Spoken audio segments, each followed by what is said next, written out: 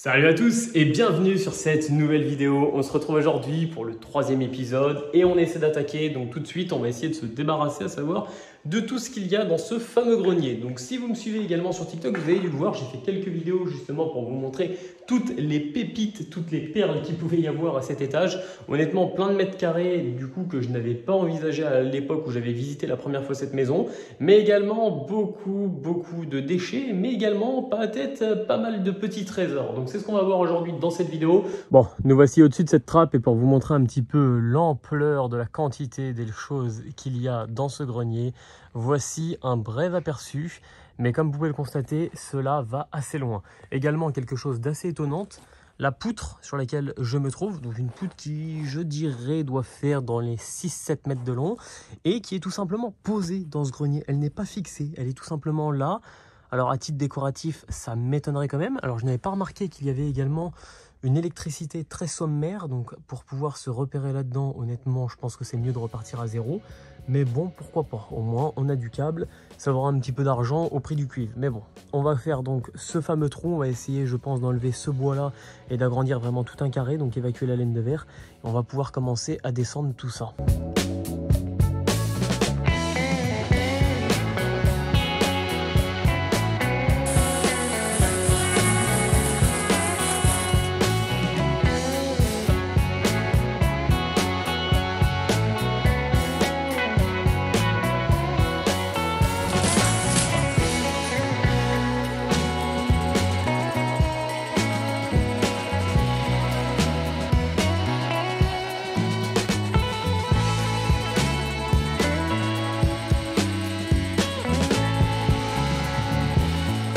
Bon, ok, je suis pour conserver et garder les choses. Mais je viens de tomber sur un carton, c'est vraiment pas possible. Pourquoi garder ce genre de choses? N'hésitez pas à me le dire en commentaire, je vois vraiment pas la raison. Pourquoi? À quel moment on se dit, tiens, je vais garder donc tous mes Jockey, fromage frais léger, 47% de matière grasse. À quel moment je vais garder ça? Pourquoi? Alors c'est peut-être collector, dites-moi, peut-être que ça vaut aussi cher, je sais pas moi, ça vaut peut-être, c'est peut-être collector, des pots comme ça, en fait j'ai peut-être une mine d'or là sous les yeux, mais non, je suis sûr que ça vaut rien, ça, par la poche jaune, c'est tout ce que ça vaut.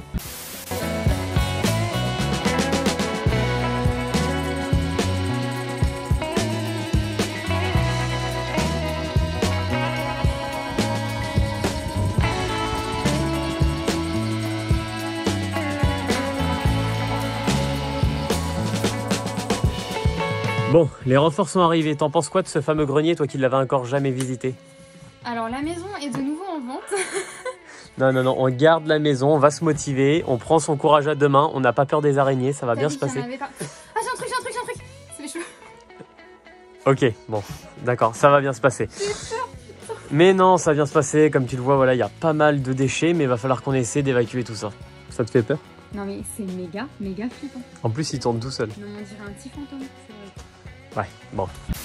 Et en parallèle du grenier que je suis en train de vider, il faut également que j'en profite pour me débarrasser, à savoir de ces deux gros pressoirs, pour tout simplement me faire un lieu de stockage où je pourrais ramener donc tous mes outils, mais également tous mes matériaux qu'il me reste d'anciens chantiers.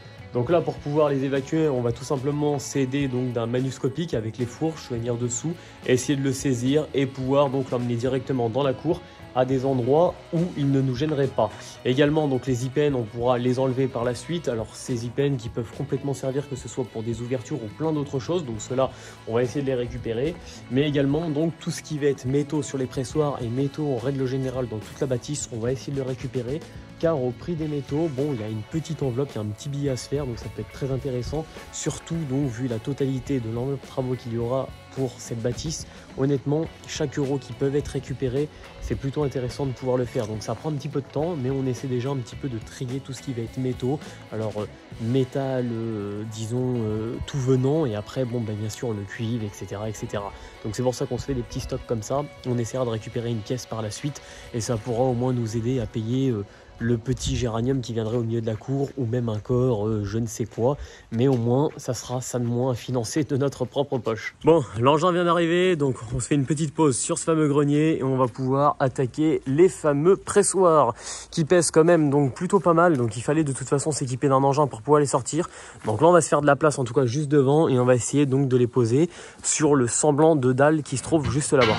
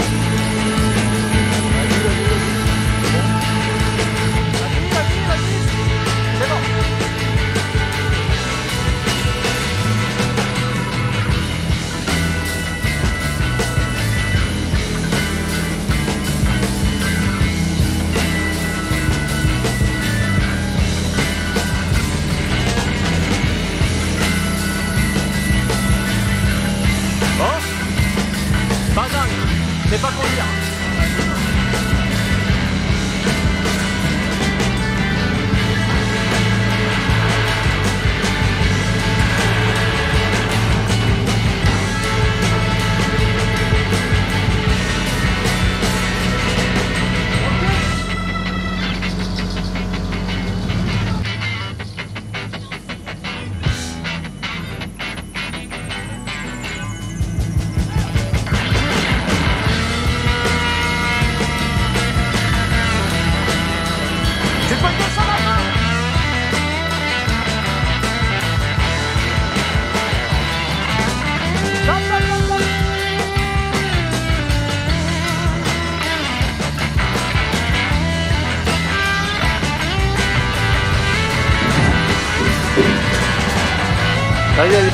Bon, petit topo de la situation, malgré un pilote qui se débrouille plutôt bien donc aux manettes de ce fameux engin, le problème c'est qu'une fois qu'on a levé donc tout simplement le pressoir, on ne peut pas tourner avec.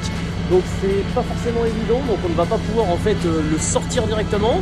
Alors l'avantage c'est qu'il a un 4x4, on va essayer tout simplement de le tracter. Bon, ça pèse quand même un sacré poids, mais on se dit qu'avec des élingues ou avec voilà, une sangle, on va essayer en tout cas de le tirer et de pouvoir le sortir et de l'emmener à sa place, ou au moins l'emmener dans la cour, et on pourra toujours le reprendre et l'emmener où on veut avec l'engin. Mais il n'y a donc vraiment très peu de place, en tout cas pour le manœuvrer. Vous avez dû le voir dans la vidéo, c'est plutôt galère. Donc là il y en a déjà un de descendu, on espère pouvoir également descendre l'autre. Mais bon, ça fait quand même quelques sueurs. Je suis pas dans l'engin en train de le conduire, mais honnêtement j'ai quand même la petite goutte. Mais bon, tout de suite on essaie de le tirer avec le véhicule et on verra si ça passe.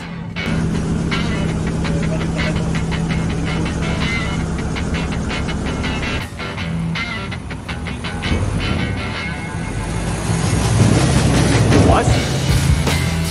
Ah, attends. Ah, laisse tomber.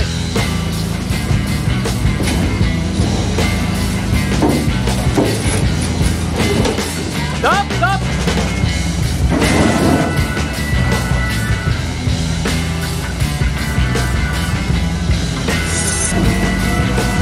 Vas-y, tiens. Avance.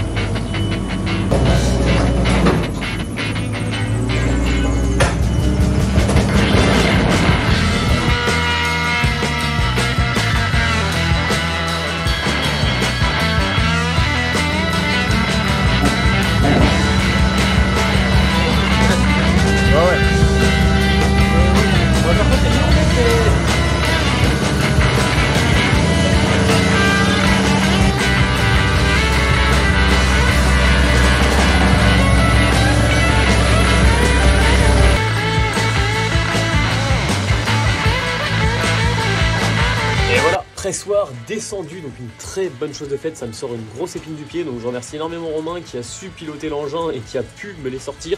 Honnêtement c'était plus compliqué que je pensais, ça s'est joué à vraiment pas grand chose pour pouvoir rentrer avec le véhicule et pouvoir les sortir. Mais bon, le principal, ils sont descendus, ils sont là, ils sont un petit peu dans mon stock de ferraille qui ira directement donc chez un racheteur de métaux. Alors je sais pas si on dit racheteur, rachat métaux, vous m'avez compris, hein. Mon orthographe faut s'y habituer, hein. C'est vraiment catastrophique mon vocabulaire. Mais bon, ça c'est encore un autre sujet. On va être bon partout, le principal c'est qu'on arrive à effectuer cette grosse rénovation. Donc là dans les prochains épisodes on va pouvoir attaquer et rentrer dans le vif du sujet, commencer à réaliser donc la cuisine et la salle de bain justement qui sera provisoire mais qui nous permettra d'habiter pour l'instant partiellement cette cette maison. L'avantage c'est qu'on pourra rendre notre loyer et également faire énormément d'économies. Donc c'était vraiment quelque chose où on voulait essayer de jouer là-dessus pour pouvoir faire des économies qui nous permettraient potentiellement de le remettre plus tard dans les travaux, car le budget va être très serré avec l'augmentation des coûts des matériaux et plein d'autres choses à venir. Mais le principal, c'est qu'on arrive à effectuer en tout cas cette rénovation. Merci en tout cas d'avoir regardé la vidéo jusqu'au bout. N'hésitez pas à la liker, à la commenter, comme je le dis à chaque fois, ça soutient énormément, ça motive à continuer à réaliser ces petites vidéos. Et je vous dis justement à une prochaine vidéo.